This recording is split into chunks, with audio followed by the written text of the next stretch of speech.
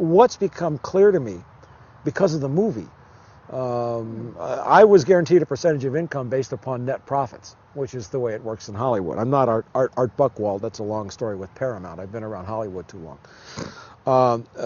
Let me ask, are there any Zeitgeisters here tonight? Anybody? Yeah?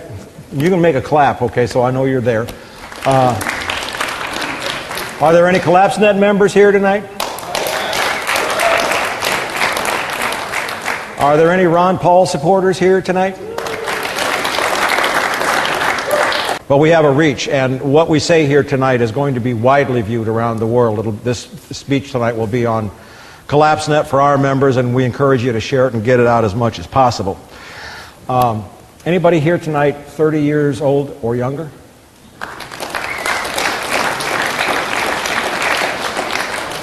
All right, this speech is for you. And more than anything else tonight, I want anybody else who's here and listening to understand that the audience that I want to reach is those 30 and under, because you are a generation that has been thoroughly screwed.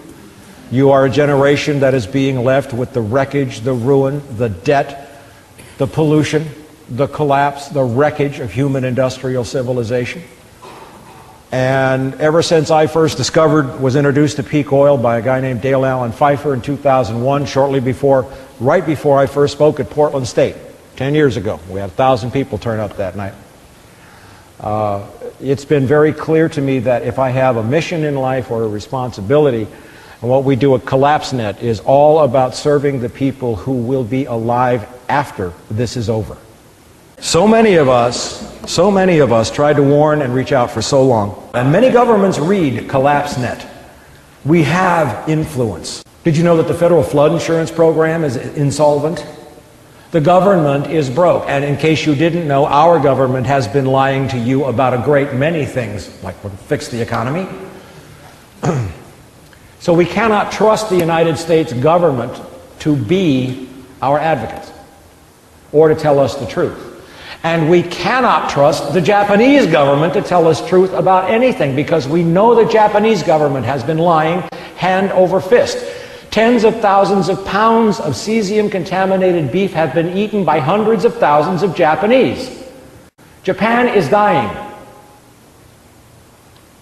It cannot be stopped, and Japan is a vital organ to the world economy. It's like the world economy losing a liver, the lungs. The world economy is dead, and that's how in April I was absolutely able to predict what was going to happen in the world economy starting the end of July and early August, right on the money. CollapseNet, we scan the whole world, and we bring you that news every day, and that analysis every day. If you've been a CollapseNet member, you know that we made a lot of predictions that have probably saved you a lot of time, a lot of money, and a lot of worry. You're not being caught by surprise. But what's emerging is the first clear step that has to happen. We do not have to know what the world will look like in a perfect world, nor do we have to conceive that. This is a battle. And those of you who followed me for a while know that I've spent some time hanging out with special forces. I call them green beanies, and Navy SEALs, and we all have the same attitude. I come from families like that. I come from a warrior class, and when you are engaged in a battle and a war, you don't always know what you're going to do next. All you know is right now, this minute, you have to deal with this issue, and you'll figure out what you got to do next. If I were a bookkeeper adding up a column of numbers by hand with a pencil, assuming that you know what a pencil is, and you made a mistake, what would you do? Would you cover it up and try to hide it? Would you be overwhelmed with guilt and shame? That the infinite growth economic paradigm founded upon fractional reserve banking, fiat currency, and compound interest is a fraudulent, self-defeating, self-destructive, murderous, and suicidal game should be apparent to all of us by now. You might just turn the pencil over, break out the eraser, correct the mistake, fix the column of numbers, and move on. Nobody wants to punish anybody. Which side you're on. And here's something else. Any politician, any reporter, any pundit, any columnist who uses the word growth in terms of economics to you from now on, you hear it. You hear Mitt Romney or the half-witted IQ Rick Perry of Texas, or Michelle Bachmann, or Barack Obama get up and tell you we will get America back on the path to growth. You hear anybody say that word, they are your enemy. You know that. The answer is no. I don't think that is a good strategy to grow our economy. The answer is no. I don't think that is a good strategy to grow our economy. The American government and the Canadian government had this plant listed as a non-medicinal plant. Now, if you look it up, the American government since 2003 have had medical patents on that plant. Medical patents for a non-medicinal plant? Does that make any sense to you? Now, 1 acre is only about 65 square meters. Not a very big area. But 1 acre of hemp will produce 500 gallons of ethanol. Well, that'll run your car a long ways. But there's new enzyme processes out right now. They tell me that they can get as much as 1,800 gallons of ethanol per acre. Now, 1,800 gallons would heat your house, heat your hot water, run your car, and you'd have a few hundred gallons left over. And don't think for a second that your car can't run on alcohol, because right now, over half the cars in Brazil are running on alcohol made from sugarcane. And hemp is a superior plant to sugarcane because it has the highest cellulose content. It'll produce the most alcohol by weight. Right at present, every day, 18,000 children starving to death on this planet. 18,000 every day. We can end that in no time. Hemp seeds are one of the most nutritious things on earth. Hemp will grow in areas where nothing else will grow. The war on drugs has been an utter failure. There was one question that was voted on that ranked fairly high, and that was whether legalizing marijuana would improve the economy and job creation.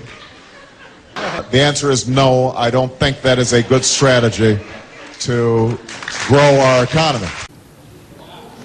These people always find ways to eke profits from a system that is in meltdown. They make money on the way up, they make money on the way down. Many of my friends who are veterans of U.S. Army Special Forces or the SEAL teams fully understand that in battle one cannot wait to have the answers before taking action. We'll figure that out when we get to it is a real common theme, especially from the guys I knew from SEAL 6. We've got to do everything in our power to grow this economy and put America back to work. Thank you for saving our job. Thanks for saving our job. Thank you very much. My name is Rick Simpson, and I'm here in the beautiful city of Rijeka to speak about the use of hemp medicine. What's truly happened here is years ago, big money has manipulated governments and all kinds of organizations into keeping this plant away from the public because it's so medicinal. And not only that, it's an energy source. It can feed the planet too on top of that because the hemp seeds are one of the most nutritious things you can eat. It's endless what we can do with this plant, and then we will not be at the mercy of these big energy companies. We can all supply our own energy needs.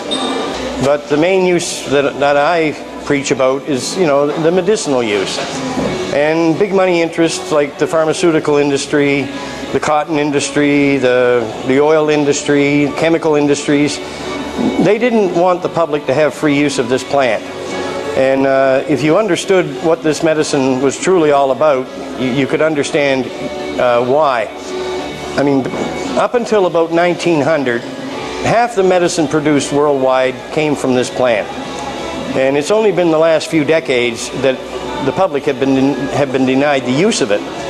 And the reason they were denied the use was just simply because it is so medicinal. And if we had the free use of this medicine, if we could grow this plant ourselves and produce our own medicine, then pharmaceutical companies would be out of work. This is the greatest medicine on this planet for treating all types of diseases like cancer, multiple sclerosis, arthritis, chronic pain. I could sit here and go on for the next hour because in reality, this medicine works on all medical conditions. It promotes full body healing. And it doesn't just go after like the condition you have. Like when you go to the medical system and you have say a big tumor, the medical system tries to treat the tumor. They're not treating the underlying condition that's allowing your body to create that tumor. But when you take this oil, it goes after the underlying condition, plus it goes after the tumor. And I mean, we've just seen miraculous results with the use of this medication. And where it's harmless, why shouldn't we all have access to it? I mean, we have to stand up for our own rights. We have to take our freedom back and our freedom to grow this plant. You know, I mean, should we die because the pharmaceutical company wants to make profit? And I mean, that's what's happening. People are dying for no reason. There's no reason that this plant couldn't be used to heal the world. And this is the direction we have to go. We have to take back our freedom, and we have to try to get rid of a lot of this pollution that's ruining this planet. Our planet is poisoned. It's in a horrible situation, especially like with that big Gulf oil spill in the Gulf of Mexico. Then you've got Japan spewing radiation for, well, heaven knows how long. That'll go on. It's spewing massive amounts of radiation into our atmosphere. That's going to make every man, woman, and child and animal life, we're all going to suffer because of this radiation. But this wonderful oil, if you use it properly, it can eliminate radiation damage. It protects you from radiation. So in the situation we're in today, I think we have to be insane not to be using it. And on top of that, this dependency we have on all this fossil fuels, again, the fossil fuels are poisoning our planet. Let's quit ripping the farmer off. Let's get the hemp growing in this country. We're talking about 6 to 12 tons of seed per acre when you're growing hemp. So what does that do? That drives the cost of feed for the cattle down. It's also more nutritious, 3 times more nutritious than any of the grain and sorghum mixture that they're feeding them today. So what does that do? That drops our food prices because it's cheaper for them to produce it. We could grow on 1/3 of land if we just took the wasteland that's not being harvested and produced the hemp and fuel. Gas in this country would be $1 a gallon. $1 a gallon. And the farmers would still be making a ton of money, way more than they're doing now with anything that feeds us. I'm not saying that we shouldn't grow the crops for food. Of course we have to have those. But if we can put more money in the farmer's pocket and all, food prices in general will come down for us. And we don't have to affect any part of the market because this market doesn't exist right now. Some stupid idiots back in the 30s made sure that they did away with it. And believe it or not, it was the beginning of the ruin of this country. And it played a valuable role.